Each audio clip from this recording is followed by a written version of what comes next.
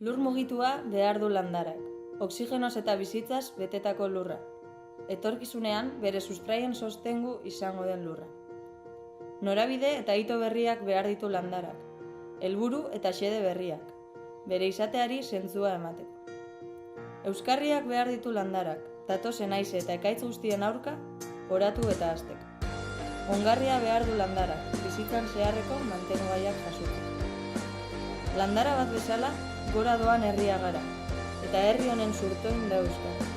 Herriaren sustrai, herriaren fruitu. Gazteok gara herri honen orain eta etorkizuna, eta ez gaude prest lora zimeltzen uste, euskara hiltzen uste. Batzeko beharra daukagu, elkar topatu eta hausnartzeko, hausnarketatik eraikitzeko, eta borrokari ekiteko. Euskarak gazte mugimendua behar du aurrera egiteko, eta gazte mugimenduak ere beharrezko du euskara bere potentzial guztia garatzeko. Aukera badugu, gogoa ere bai, erantzunkizunik errefusatu gabe, sama gure bizkar gainean hartzeko unea da. Bada garaia, prest gaude, ekin diezaiogun euskara loratzeari, ekin diezaiogun elkartu eta antolatzeari. Bizkaiko euskaltzaleon lehen topaketa.